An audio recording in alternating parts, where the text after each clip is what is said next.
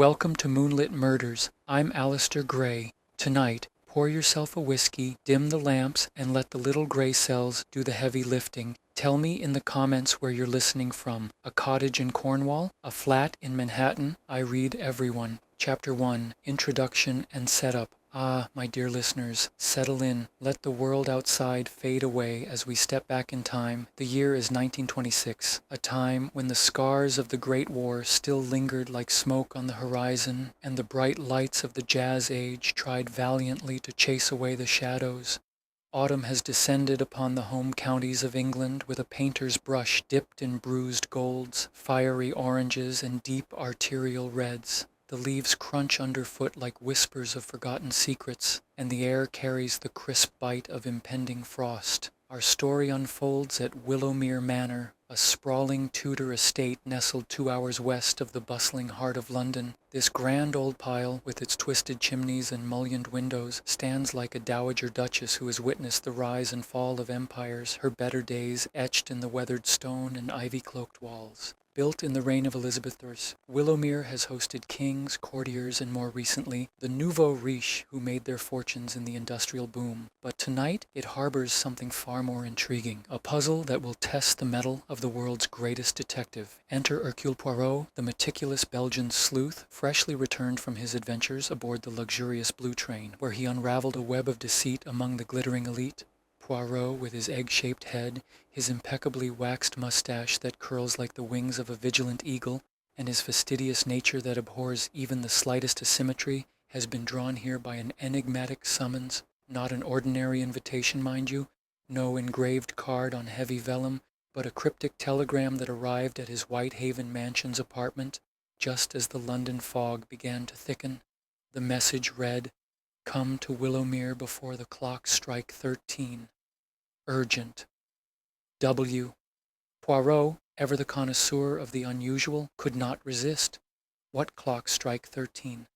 It smacked of superstition, of omen, and yet, in his experience, such oddities often masked the cold logic of human malice. He packed his valise with his customary precision, a dozen handkerchiefs, his silver-topped cane, a vial of tisane for his delicate digestion, and, of course, his little gray cells, those infallible instruments of deduction. The journey by motor car was uneventful, save for the gathering storm clouds that mirrored the detective's growing curiosity. As the chauffeur navigated the winding lane, Poirot gazed out at the passing hedgerows, his mind already piecing together invisible threads. Who was W? A warning? A plea? The manor loomed into view as evening fell, its silhouette etched against a sky the color of spilled ink. The gravel driveway crunched beneath the tires like the bones of small, unfortunate creatures, and Poirot alighted with his usual spry step, adjusting his Homburg hat against the first spits of rain. Waiting on the portico, illuminated by the warm glow of gas lamps, was the master of the house, Reginald Hargreaves, a man of 42, heir to a vast fortune amassed through Hargreaves' miracle liver salts, a patent medicine that promised to cure everything from indigestion to melancholy. Reginald's face was a study in contrasts, handsome in a ruddy English way, with a strong jaw and piercing blue eyes, but marred by lines of worry that suggested the weight of hidden burdens. His smile was thin, almost reluctant, and his handshake was damp as if nervousness had seeped through his pores. "Mr. Poirot, what a relief you've come," Reginald said, his voice carrying the clipped tones of Eton and Oxford. "The telegram, well, I hope it didn't alarm you unduly. Merely a precaution, you see." Poirot's green eyes twinkled with polite skepticism. "Alarm, monsieur? Non," it intrigued, and intrigue is the spice of life for Hercule Poirot. They stepped into the great hall, a cavernous space that exhaled the scents of polished beeswax, aged oak, and a faint undercurrent of mildew, the inevitable companion of such ancient abodes. Massive beams crisscrossed the ceiling like the ribs of a long-extinct beast, and tapestries depicting medieval hunts hung limply on the walls, their colors faded by centuries of sunlight. Dominating the grand staircase was a magnificent grandfather clock, its face as solemn as a judge's. But something was amiss. The hands were frozen at 12:47, the pendulum still as death. Poirot's mustache twitched involuntarily. A stopped clock was an abomination. a disruption in the orderly march of time. Before Poirot could inquire, the weekend party began to assemble, drawn by the resonant boom of the dinner gong that echoed through the house like a funeral bell.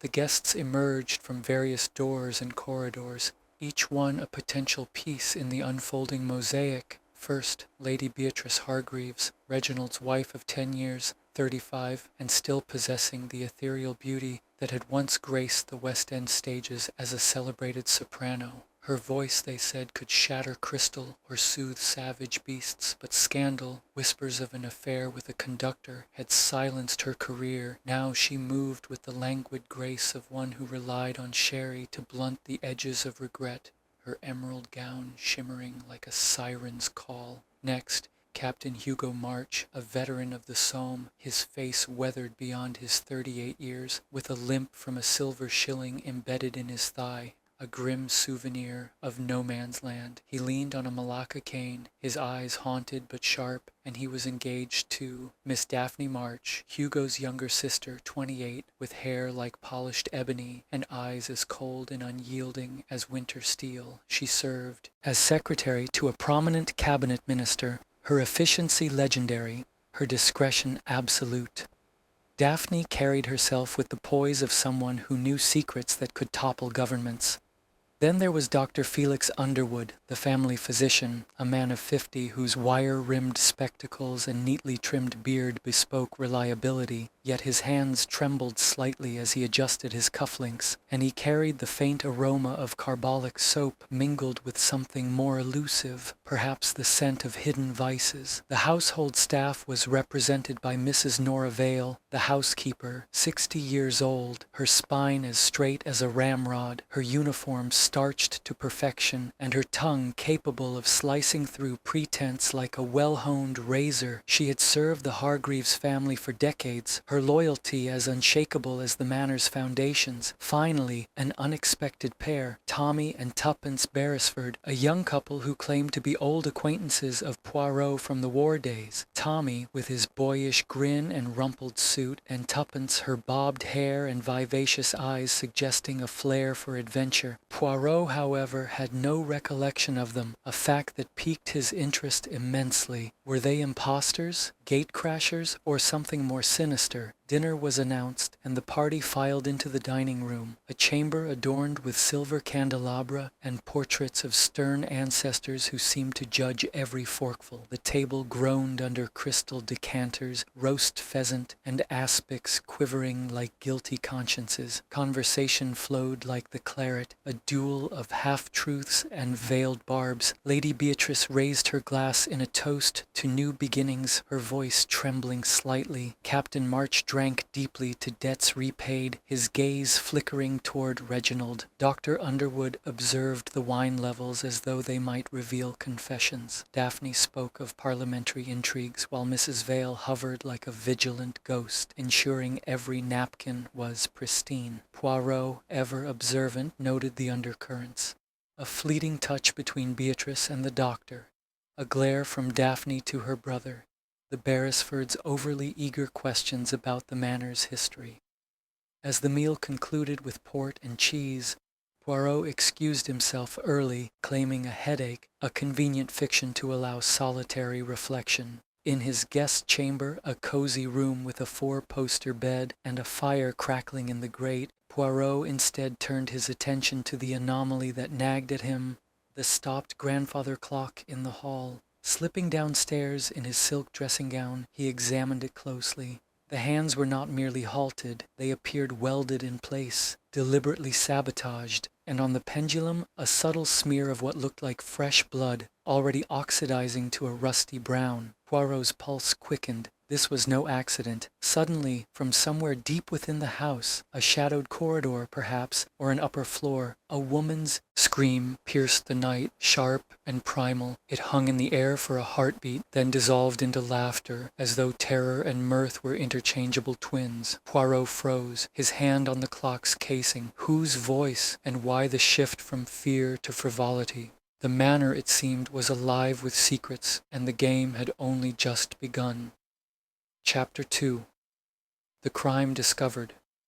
It was Saturday, precisely 3:17 a.m., when the tranquility of Willowmere Manor shattered like fine porcelain under a hammer's blow. Hercule Poirot, ensconced in his four-poster bed with its heavy velvet hangings, was roused from a light slumber by an insistent hammering, not of the storm outside, but upon his chamber door. The knocks were sharp, urgent, delivered with the force of desperation. "Monsieur Poirot, please, sir, you must come at once." The voice belonged to Mrs. Nora Vale, the housekeeper, her usual composure frayed at the edges like an old hem. Poirot, ever the paragon of order, even in crisis, donned his silk dressing-gown with deliberate care, adjusted his moustache in the mirror, and opened the door. Mrs. Vale stood there, her face ashen under the flickering light of a candle she clutched in trembling hands. Her starched apron was askew, a rare lapse in her impeccable standards. "What is the matter, madame?" Poirot inquired, his voice calm as a mill-pond, though his green eyes sharpened with anticipation. "It's the master, sir, Mr. Hargreaves. He's dead, in the Scarlet Study. The door was locked from the inside, windows bolted tight. No one could have gotten in or out. It's impossible, sir." Poirot's moustache quivered ever so slightly, a telltale sign of his little grey cells engaging at full throttle. "Lead the way, if you please," he said, following her down the creaking staircase, the storm outside providing a dramatic underscore of thunderclaps and rain lashing against the leaded panes. The Scarlet Study lived up to its evocative name. A room steeped in opulence and shadow, its walls adorned with hand-painted chinoiserie wallpaper depicting crimson peonies that seemed to bleed into the black lacquer backgrounds.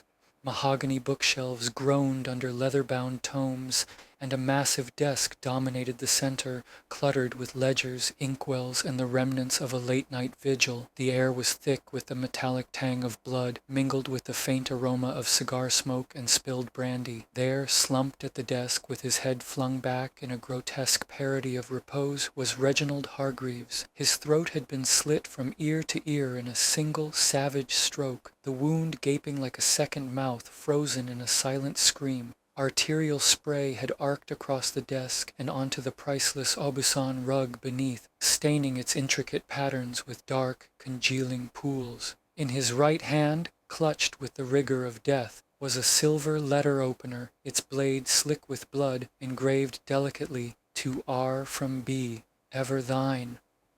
On the blotter before him lay a single sheet of paper, inscribed in a hurried scrawl, "The clocks strike 13 for the guilty." The ink was fresh, the paper unblemished, save for that ominous message. Poirot approached with measured steps, his patent leather slippers silent on the bloodied carpet. He noted the door, a heavy oak barrier, reinforced with iron bands, locked from the inside, with the key still turned in the escutcheon. The windows, tall casements of wrought iron, were bolted shut, their latches encrusted with layers of undisturbed paint that spoke of decades without use. The chimney flue was narrow, barely wide enough for a chimney sweep's boy, let alone an adult intruder. No secret panels, no hidden entrances. The room was a sealed vault. "Impossible," Poirot murmured, echoing Mrs. Vale's words, though his tone held a note of relish rather than horror. He knelt beside the body, careful not to disturb the scene. The wound was inflicted with force, a clean cut from left to right, suggesting a right-handed assailant, yet the letter opener was gripped in Reginald's right hand. Curious, for if it were suicide, the angle would be awkward at best.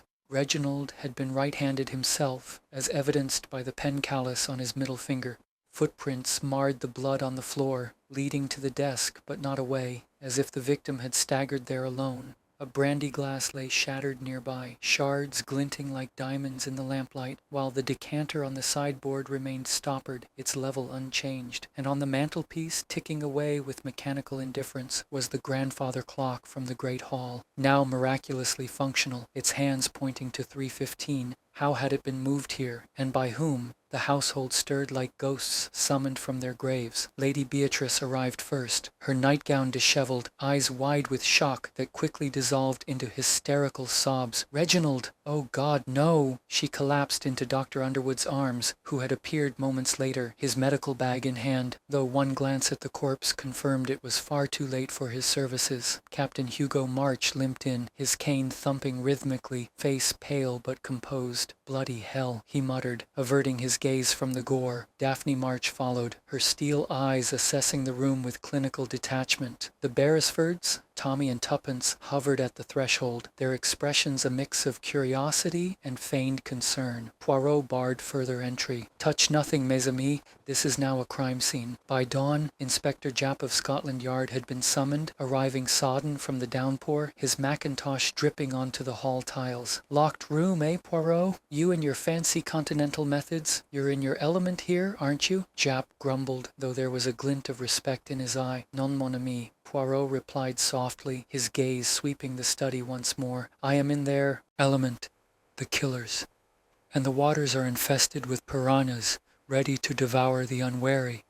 As the first light filtered through the storm clouds, casting a pallid glow over the carnage, Poirot's mind raced. The message about the clocks, the relocated timepiece, the staged weapon, each element a thread in a tapestry of deception. Who had struck the fatal blow, and how in a room sealed tighter than a pharaoh's tomb?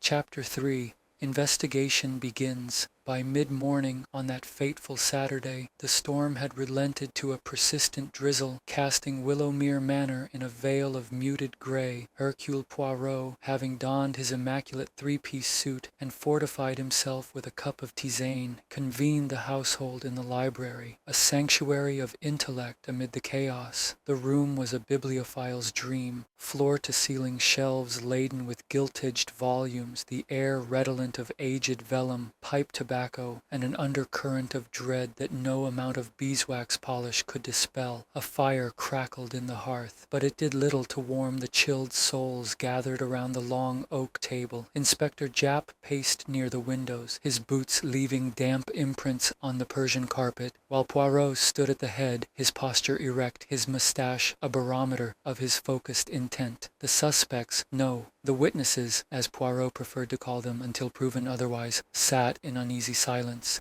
Lady Beatrice, her eyes re-drimmed and clutching a lace handkerchief. Captain Hugo March, his cane propped against his chair, fingers drumming a restless tattoo. Miss Daphne March, composed, but with a faint tremor in her hands. Dr. Felix Underwood, adjusting his spectacles with feigned nonchalance. Mrs. Nora Vale, ramrod straight and watchful. And the enigmatic Beresfords, Tommy and Tuppence, exchanging subtle glances that Poirot duly noted. "Mesdames et messieurs," Poirot began, his voice a soothing Belgian cadence laced with authority, "we are faced with a tragedy most foul. Monsieur Hargreaves met his end in a room locked as securely as the vaults of the Bank of England. To unravel this knot, we must establish the whereabouts of each during the critical window, from 2:45 a.m. to 3:15 a.m. Speak truthfully, for the little grey cells, they detect deception as a hound scents the fox." He turned first to Lady Beatrice, who dabbed at her eyes. "I took a sleeping draught at midnight, as is my habit," she murmured, her voice fragile as spun glass. "The storms unsettle me. I awoke at 4, found Reginald absent from our bed, and raised the alarm." Poirot nodded, jotting in his notebook with precise strokes, noting the empty pill bottles he had glimpsed in her boudoir earlier. Captain March cleared his throat, his limp seeming more pronounced under scrutiny. "I heard a peculiar scratching at about 2:50, sounded like claws on wood. I rose, investigated the west wing corridor, but saw nothing amiss. Returned to bed by 3. His eyes flicked to the window, avoiding Poirot's gaze. Daphne March spoke next, her tone clipped and efficient. "I was in the morning room, typing correspondence for my employer. Finished at 3:05. Here are the carbon copies, time-stamped by my portable typewriter." She produced a sheaf of papers, which Japp examined with a grunt. Dr. Underwood leaned forward, his carbolic scent wafting across the table. "I was in the dispensary, mixing a sedative for Lady Beatrice. She'd requested it earlier. My logbook shows an entry at 2:58. He offered the book, its pages neat, but with a fresh ink blot that caught Poirot's eye. Mrs. Vale, her hands folded primly, said, "I was locking up the lower floors, as always. At precisely 3, I heard the grandfather clock strike. 3 chimes, clear as day." Poirot's eyebrow arched. The clock had been stopped, yet now it ticked in the study. Impossible or engineered? Finally, the Beresfords. Tommy grinned sheepishly. "We were in the billiard room playing bezique to pass the insomnia, signed our score sheet at 3 hours, witnessed by each other." Tuppence nodded vigorously, her bobbed hair bouncing. Poirot's notebook brimmed with alibis, each punctuated by question marks like thorns on a rose stem. Merci.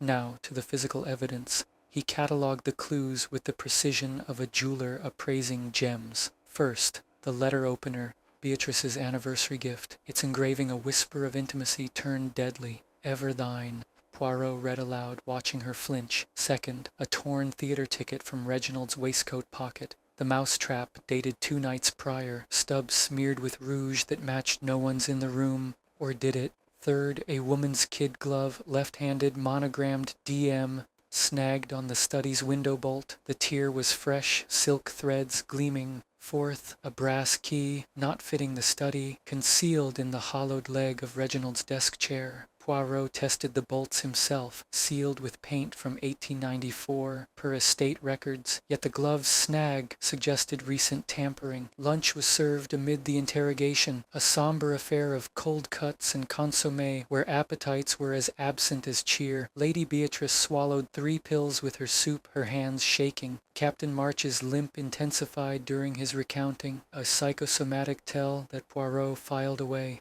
In the afternoon, Poirot and Japp conducted discreet searches of the bedrooms, with permission grudgingly granted.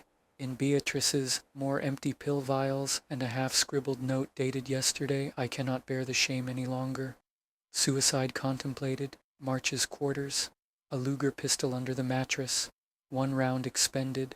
War souvenir, he claimed. Daphne's, a locked dispatch case, its combination dial set to 12:47, the stopped clock's time. Underwood's, a vial marked strychnine, for laboratory use only. Rats, he explained, as evening descended, wrapping the manor in fog thicker than London's smog. Poirot stood before the scarlet study door, fingers steepled in thought. "The crime? It is a conjurer's illusion," he confided to Japp. "We must pierce the veil of how before we unmask the who." But as the clock, the relocated one, chimed 6, a new question gnawed. Who had moved it, and why did its ticks now mock the silence of the dead? Chapter 4. Clues and Reherrings. Sunday dawned wan and reluctant, the sky the color of wet ash. Hercule Poirot, fortified by a breakfast of brioche and strong coffee, transformed the billiard room into his laboratory. The green baize table became a stage for reconstruction. The cues, props in a silent drama. Inspector Japp lounged against the scoreboard, arms folded, while the household hovered at the threshold like uneasy spectators. Poirot began with Experiment 1, the window bolts. Tommy Beresford, revealed this morning as an ex-Scotland Yard sergeant on unofficial leave, rigged a length of silk thread through the keyhole of the Scarlet Study's replica door. With a tug, the bolt slid home from the corridor side. Possible, Poirot conceded, but observe, he pointed to the paint, not a flake disturbed. The bolts were shot after the murder, not before.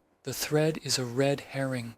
Experiment 2, the grandfather clock. Inside its case, Poirot discovered a hidden compartment, a miniature gramophone disc, no larger than a saucer. When wound, it emitted 3 sonorous chimes, set to trigger at 3 a.m., he murmured, a mechanical witness to provide Madame Vale her alibi. But who wound it? The theater ticket, the mousetrap, 2 nights prior, yielded a fresh twist. The lipstick smear on the stub was analyzed with a chemist's kit Poirot had requested from London. The shade Crimson Kiss, discontinued in 1924. Lady Beatrice's current rouge was Rose Dawn. Someone had forged the evidence to suggest an illicit rendezvous. Tuppence Beresford's cheeks colored. She had been seen experimenting with stage makeup the previous evening. The Luger pistol from Captain March's room fired a single blank into a sandbag. The missing round had been discharged weeks earlier into the orchard oak, as a groundsman later confirmed, to scare rooks from the cherry trees. Another blind alley. The genuine clue surfaced in the old ice house, a domed brick structure half swallowed by ivy at the garden's edge. The brass key from Reginald's chair fitted the rusted padlock. Inside, the air was frigid and fetid. On a makeshift bench lay a blood-stained laboratory coat, size 42, monogram FU, and a spool of monofilament fishing line, thin as spider silk yet strong enough to haul a salmon. A single drop of blood on the cuff matched Reginald's type, 1-gative. Poirot confronted Dr. Underwood in the dispensary. Rat poison, doctor, or something more therapeutic? Underwood's spectacles flashed. Hargreaves funded my insomnia trials. The coat is from an old experiment. Nothing more. Dinner that evening was a battlefield of nerves. Daphne accused Beatrice of parading her affairs like trophies. Beatrice's hand cracked across Daphne's cheek with a sound like a starter's pistol. Captain March restrained his sister with a grip that left fingerprint bruises shaped like the map of France. Mrs. Vale refilled wine glasses with the precision of a sniper. At midnight, Poirot gathered the suspects in the great hall beneath the chandelier's trembling prisms. He produced the kid glove with a flourish. Monogram DM. Daphne March? Daphne's steel eyes narrowed. I lost it days ago in the rose garden. Then why? Poirot countered. Is the tear new? The silk is freshly abraded, and the window bolt shows corresponding scratches. Scratches made after the paint was applied in 1894. He demonstrated with a magnetized slider concealed in the bolt's housing, a Victorian mechanism for ventilation forgotten by all but the architect's plans. The glove had been snagged deliberately to incriminate Daphne, who had spurned Underwood's clumsy advances months earlier, but the deepest red herring surfaced unexpectedly. Tuppence Beresford, real name Prudence Vale, niece to the housekeeper, confessed to planting the theater ticket. To avenge my aunt's honor, she whispered. Reginald seduced her in 1902, promised marriage, then cast her aside. I wanted Beatrice to suffer. Poirot's eyes softened. Revenge is a dish that poisons the chef, mademoiselle. As the hall clock struck 1, a new sound cut through the tension. The faint click of a camera shutter from the minstrel's gallery above. Someone had been watching, recording. Jap bounded up the spiral stairs, empty. Only a tripod remained, its plate still warm. Poirot stared at the abandoned camera. The killer is not content with one murder. They document their art. Chapter 5. Complications and Twists. Monday, 1:12 a.m. The house slept fitfully, but Willowmere Manor itself seemed to groan under the weight of its secrets. Hercule Poirot, unable to rest, paced the scarlet study with a lantern, retracing every footstep in blood that had now dried to the color of burnt umber. Inspector Japp had retired to the village inn, grumbling about Belgian theatrics, leaving Poirot alone with the ghosts. Then, whoosh, a bloom of orange light flared beyond the east lawn, the ice house. By the time Poirot reached the French doors, flames licked the brick dome like hungry tongues. The fire brigade, summoned by a frantic groundsman, arrived too late. The structure collapsed inward with a sigh of sparks. Heat warped the padlock. The blood-stained laboratory coat and fishing line were reduced to ash. But Poirot had salvaged one thing, a single mother-of-pearl button, pried from the inferno's edge, engraved FU. In diminutive script, it matched the cuff of Dr. Underwood's smoking jacket, missing one button. Twist 1 arrived at breakfast. Daphne. March's dispatch case, combination 1247, yielded under Poirot's deft fingers. Inside, a bundle of yellowed love letters from Reginald to my dearest Nora, dated 1902. Passionate, explicit, promising marriage. A postscript mentioned a child, our little secret. Mrs. Vale, the ramrod housekeeper, had been a scullery maid pregnant with Reginald's bastard, abandoned when the heir married money. Prudence Tuppence. Vale was that child's daughter, here for blood, not Bezique. Twist 2 unfolded in the gunroom. Captain March's limp vanished when Poirot asked him to reach a high shelf. The man stretched without hesitation. The Somme shilling in his thigh? A 1926 mint, impossible for a 1916 wound. March confessed. The limp was payment from Underwood to fake an alibi the night of the orchard shot. He said it was just to scare birds, March muttered, shame-faced. Twist 3 detonated in the dispensary. Lady Beatrice collapsed mid-sentence. frothing at the mouth, strychnine in her morning coffee. Dr. Underwood administered an emetic with shaking hands. She survived, babbling deliriously. The clocks, 13, he promised. Resurrection. Poirot's ears pricked. Resurrection? Under the floorboards of Underwood's private surgery, Poirot unearthed a leather journal. Entries detailed a 1915 experiment, Reginald's stillborn heir subjected to galvanic currents in a copper bathtub. The child twitched, cried once, then died. Reginald buried the scandal. Underwood kept the notes and the blackmail. Chaos reigned. Accusations ricocheted like bullets in a shooting gallery. Daphne brandished the love letters. "You ruined my grandmother." Beatrice, revived, shrieked at Underwood. "You said you could bring him back."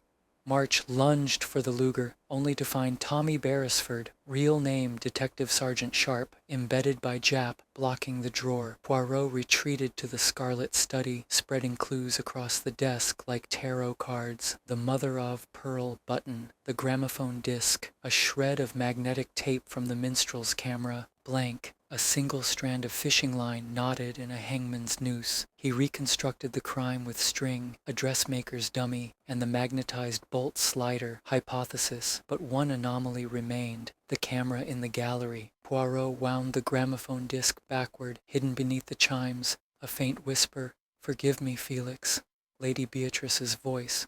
She had witnessed the murder through a peephole in the paneling, too drug-addled to intervene, and recorded it as penance. 3 a.m., the exact hour of the crime. The grandfather clock in the study struck 13 times, a hidden mechanism triggered by the fire's heat, warping the icehouse key in Poirot's pocket. The final laugh of a dead man. Chapter 6, The Revelation, Tuesday, 11 a.m. The survivors, shaken, sleepless, stained by suspicion, gathered in the library. Rain had ceased, but the air hung heavy with the scent of whetstone and scorched secrets. Hercule Poirot stood before the atom fireplace, his small frame casting a giant shadow across the ancestral portraits. The grandfather clock, repaired overnight by a London horologist at Poirot's request, ticked with deliberate calm at 10:59. Poirot raised a gloved hand. Silence fell like a guillotine. "Mesdames et messieurs, we have danced around the truth long enough. The crime was declared impossible only because we accepted the stage scenery provided by the magician. Let us now dismantle the illusion, piece by piece." Began with the locked room. Step 1. The clock signal.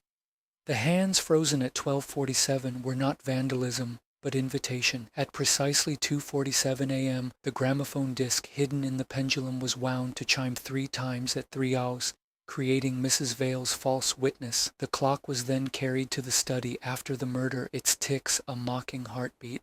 Step 2. The bolts. The paint was undisturbed because the bolts were shot from inside, then retracted and reshot from the corridor using a Victorian magnetic slider, concealed in the 1894 ironwork for ventilation. The kid glove was snagged deliberately to frame Mademoiselle Daphne, who had rejected the killer's advances. The fishing line, a blind, cut and discarded in the icehouse to mislead. Step 3. The letter opener. Reginald was right-handed. The weapon in his left hand screamed staging. The throat wound, left to right, required a right-handed killer standing behind the collapsing victim. Poirot turned to the desk, where the clues lay in a neat semicircle. The mother-of-pearl button, the brass key, the gramophone disc, the magnetic rod retrieved from Underwood's dispensary drain. The killer, Dr. Felix Underwood, blackmail born of horror. In 1915, Reginald's stillborn heir was subjected to galvanic resurrection in Underwood's copper bathtub. The child lived 7 minutes, long enough for a cry, a baptism of lightning, then died. Reginald paid to bury the scandal. Underwood kept the journal and the leverage. When Reginald threatened exposure to fund his crumbling empire, Underwood acted. Method: Underwood laces Reginald's brandy with strychnine, trace in decanter wax. Reginald, convulsing, staggers to the study, locks the door, collapses across the desk. Underwood enters with the brass master key, duplicated from the icehouse original. Slits throat with Beatrice's letter opener, swaps to left hand, plants suicide note. exits, locks door, uses magnetic rod to shoot bolts from corridor, rod retrieved through keyhole, gramophone chimes 3 times, Mrs. Vale's alibi, clock moved to study mantle, plant's glove returns to dispensary. Later, burns evidence in ice house, losing button in haste. Underwood's composure cracked like old ice. He was going to ruin me, he spat, lunging for the Luger in March's waistcoat, now unloaded. Detective Sergeant Tommy Sharp, the false Tommy Beresford, intercepted with a billiard cue, pinning the doctor's arm. Lady Beatrice wept silently. I saw through the panel, but the laudanum, I thought it a dream. Captain March's limp returned, psychosomatic, triggered by guilt. Daphne clutched the love letters, tears for a grandmother she never knew. Mrs. Vale stood motionless, the weight of 3 generations on her shoulders. Poirot addressed Underwood with glacial calm. You sought to resurrect the dead, doctor, but succeeded only in murdering the living. The clocks have struck 13, for you. The library clock chimed noon. Outside, sunlight pierced the clouds for the first time in days, gilding the room in merciless clarity. Chapter 7. Justice served. 3 weeks later, the Old Bailey. The public gallery overflowed with sensation seekers in furs and Homburgs, but the dock held only one man, Dr. Felix Underwood, once the trusted physician of Willowmere, now a gaunt figure in a grey prison coat, spectacles fogged by the breath of his own ruin. The jury, 12 good men and true, had taken 43 minutes to return the verdict. Guilty. The judge, black cap donned, intoned the sentence with the gravity of a funeral bell. Felix Underwood, you shall be taken hence to a lawful place of execution. Underwood did not flinch. He had confessed everything in the night cell, the words tumbling out like poison, finally purged. The galvanic experiment, the blackmail, the brandy, the magnetic rod, the button lost in the ice house flames, all of it. Only one detail he withheld, the exact moment he realized Beatrice had watched through the peephole. I thought she was too drugged to remember, he whispered to Poirot through the bars. I was wrong. Back at Willowmere, the manor exhaled. The scarlet study was stripped bare, walls repapered in soft willow green, the bloodied Aubusson rolled and burned. Lady Beatrice entered the Priory of St. Agnes, a discreet sanatorium in Surrey, where nuns in starched wimples administered rest, prayer, and measured doses of valerian. She left behind a single note for Poirot, pressed between the pages of a hymnal. The clocks have stopped striking 13. Thank you for giving me silence. Daphne March resigned her cabinet post and took the love letters to Mrs. Nora Vale. They sat in the housekeeper's pantry over tea strong enough to stand a spoon in. Burn them, Mrs. Vale said, voice steady for the first time in decades. Daphne struck the match. The flames curled the paper like dying petals. Neither woman cried. Captain Hugo March's limp vanished the day the verdict was read. He walked, without cane, to the village station and bought a one-way ticket to Southampton. A berth on a P&O liner to Cape Town. Debts repaid, he muttered to the ticket clerk, echoing his dinner toast. No one saw him again. Mrs. Vale remained at Willowmere, but the ramrod's spine softened. She planted a rosebush, Rosa, crimson kiss, where the ice house had stood. By spring it bloomed blood red against the brick ruins. Detective Sergeant Tommy Sharp, real name restored, received a commendation from the yard and a quiet pint from Jap. You played the fool well, lad, Jap said. Almost had me convinced you were a gatecrasher. Sharp grinned. Method acting, sir. Learnt it from the best. And Hercule Poirot? He boarded the 11:15 from Willowmere Halt to Paddington, first-class carriage, window seat. The countryside unrolled in watercolor greens and golds, the storm a memory. In his lap a brown paper parcel, postmarked Willowmere. Inside the grandfather clock, now miniature, travel size, its hands set to 12 call, a new pendulum of polished brass, and a card in Mrs. Vale's copperplate. Time heals all wounds eventually. The 13th stroke was yours to silence.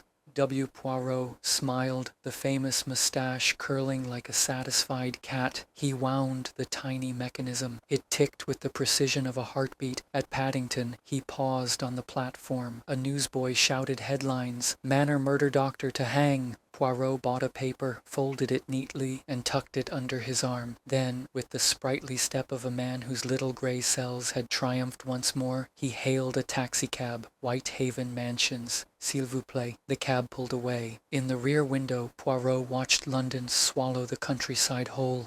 He murmured to the empty seat beside him, "The English country house, more dangerous than the Nile, more treacherous than the Orient Express.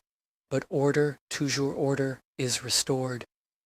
That evening, in his Art Deco flat, Poirot placed the miniature clock on his mantel beside a silver frame, a photograph of the Willowmere party taken the night before the murder, all smiling, all alive. He raised a glass of tisane to the image. "To the guilty," he toasted softly, "and to the innocent who survived them." Outside, Big Ben struck 6. No 13th chime, only the steady, reassuring rhythm of time marching on. Chapter 8, Epilogue, the 13th stroke. 1 month later. Whitehaven Mansions, London. The first frost had silvered the Thames, and Hercule Poirot sat at his walnut secretaire, the Morning Post arranged in perfect symmetry. A single postcard lay askew, deliberately, for Poirot never tolerated disorder unless it served a purpose. The card depicted Willowmere Manor in gentle watercolor, the Tudor facade softened by snow, smoke curling from a single chimney. On the reverse, in Mrs. Nora Vale's copperplate hand, the clocks strike 13 for the guilty and sometimes for the innocent. The house is quiet now. Thank you. Prudence Vale. Poirot turned the card over twice, as though it might reveal a hidden cipher. Prudence, once Tuppence, had signed her true name, a small act of reclamation. He rose, crossed to the mantel, and placed the postcard beside the miniature grandfather clock. Its hands rested at 12 daus. The white pendulum stilled. Poirot wound it with a key no larger than a sixpence. 1 turn, 2. The mechanism sighed, then resumed its measured tick, tick, tock, tick, tock, a heartbeat in brass and mahogany. The telephone rang, shrill against the hush. Poirot lifted the receiver. "Poirot, it's Jap. Thought you'd want to know?" Underwood's appeal was quashed. Hanged at dawn. No last words. Poirot's reflection in the window was unmoved. He had already spoken, mon ami. In the library, in the icehouse ashes, in the button that betrayed him. Jap grunted. "The yard's closing the file. Clean case, your cleanest. Though I still don't see how you knew about the magnetic slider." Smiled into the mouthpiece. "The paint, Jap? Paint does not lie. It flakes when disturbed. It endures when left alone. A small thing, but the little grey cells, they feast on small things." He rang off, then opened his notebook to a fresh page. In neat, slanted script he wrote, "Willowmere Manor, Resolute. Motive, blackmail over galvanic infanticide. Method, magnetic bolt retraction. Strychnine staging. Lesson, time is the ultimate witness. It cannot be bribed, only interpreted." A soft knock. His valet, George, entered with the silver tray. 1 cup of chocolate chaud, 2 Madeleine biscuits arranged in a perfect V. "Post also brought this, sir." George proffered a small parcel wrapped in brown paper tied with twine. No return address. Poirot slit the string. Inside, a single mother-of-pearl button, polished to a moon-like sheen, and a slip of paper from the rose bush. It bloomed early. Poirot held the button to the light. The engraving, F.U., had been filed away, leaving only a smooth, anonymous disc, a final absolution, or perhaps a reminder.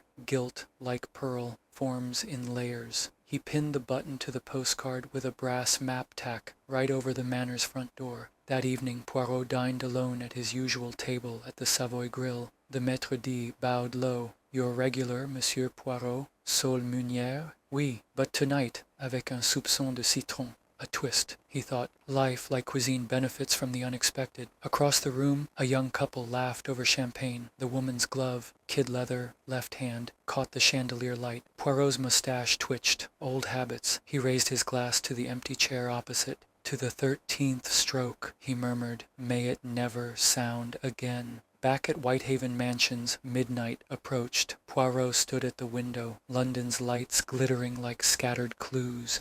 Big Ben prepared its solemn performance. He counted the chimes aloud. 1, 2, 3, up to 12. Silence. No 13th stroke. Only the miniature clock on the mantel, ticking in perfect synchrony with the city's pulse. Poirot allowed himself a small, satisfied sigh. He opened the balcony door.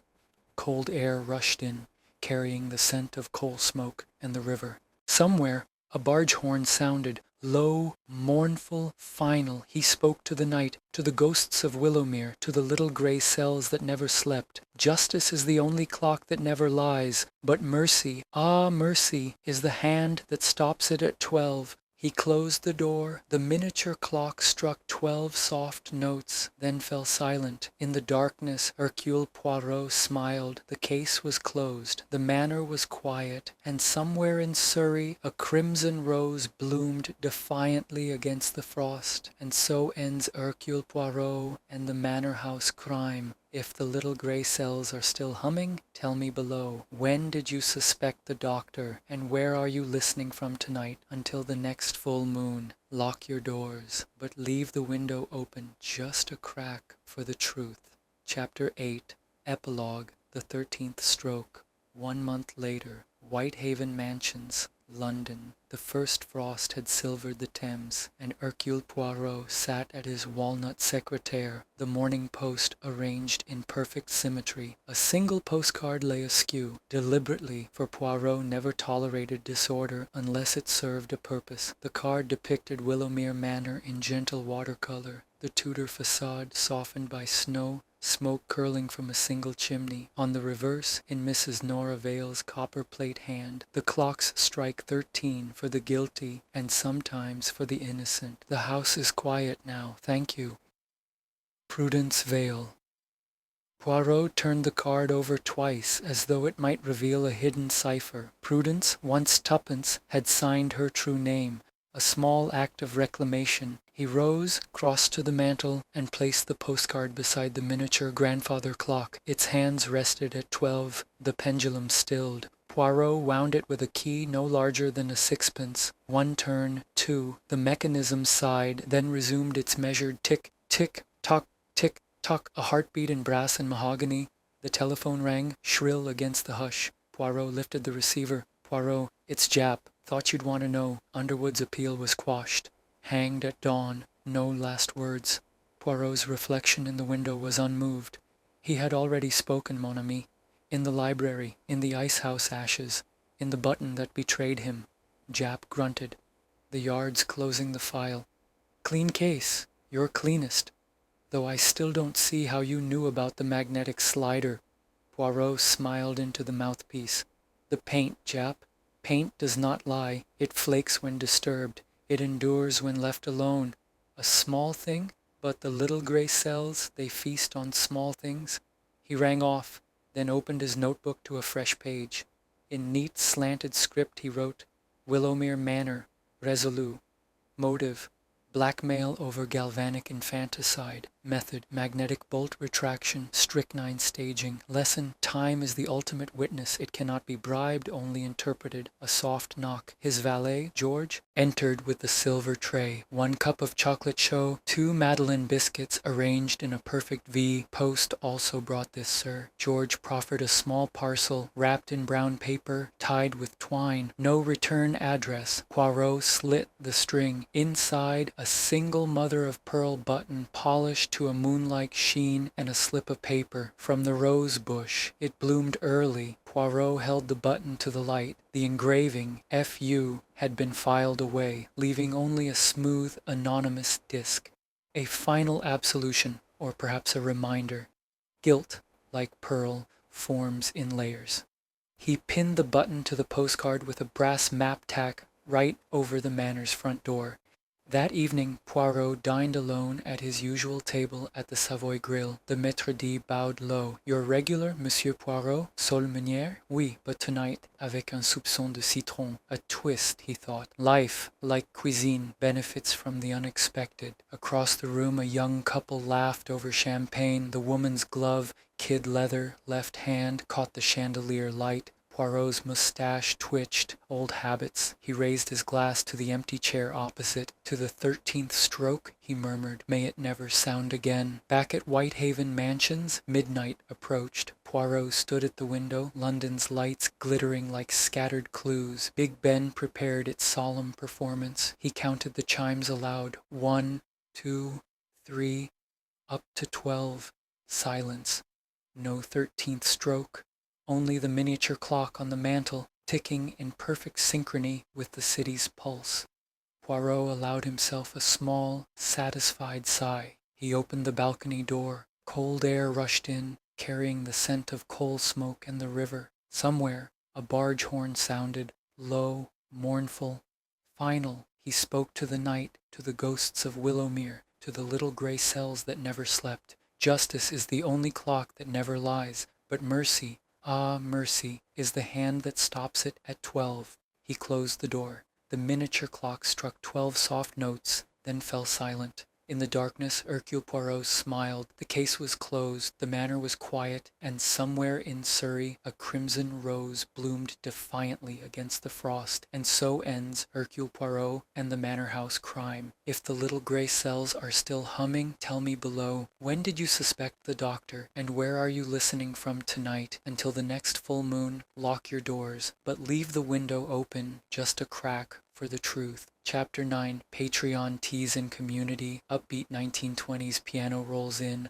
light, mischievous, like a speakeasy at dawn. Sound of clinking ice in a cocktail shaker. Narrator, warm, conspiratorial, leaning into the mic. Well, my moonlit sleuths.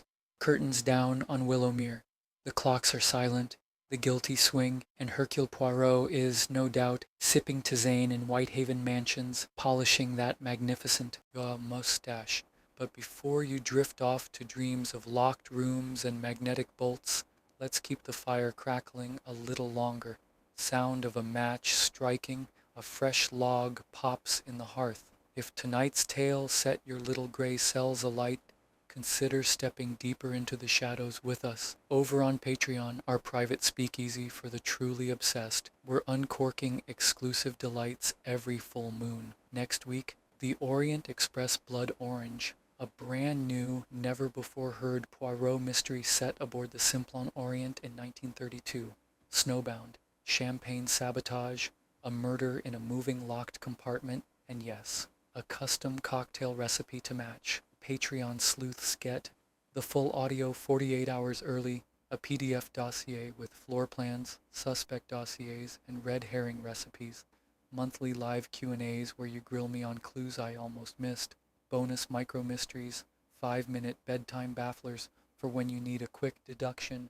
Hit tiers start at the price of a decent sherry, link in the description. Use code 13th stroke for a secret gift on sign up. Now, let's talk. You drop your confession in the comments. When did the doctor's mask slip for you? No judgment. We've all been fooled by a red herring or two. And tell me, where are you listening from tonight? A snowbound cabin in the Rockies?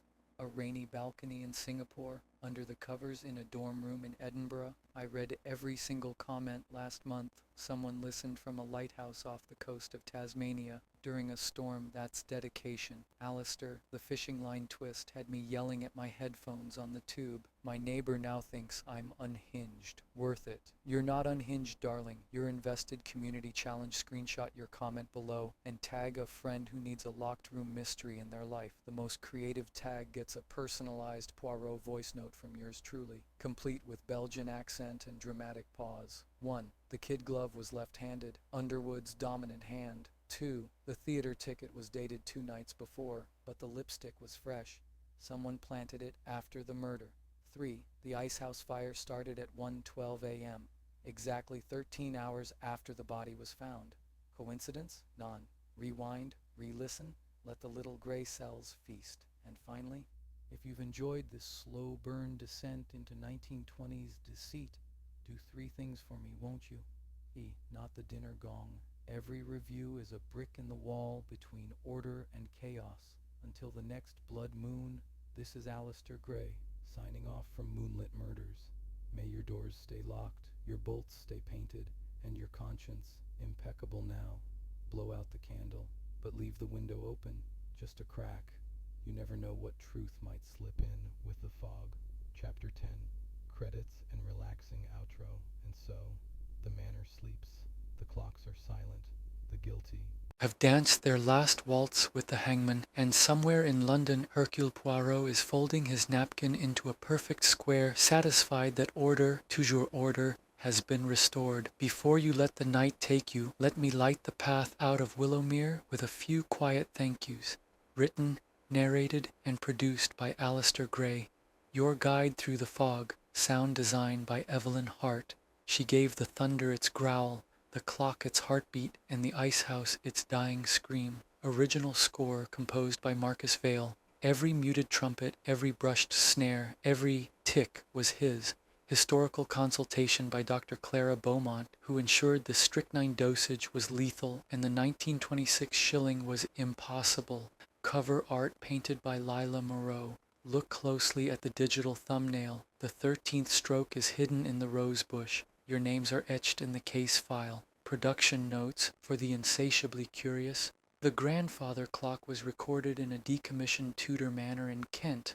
The same chime you heard at 3 a.m. is the real $3 a.m. The icehouse fire used controlled pyrotechnics and a single take. The button was actually lost in the ashes. Poirot's tisane recipe.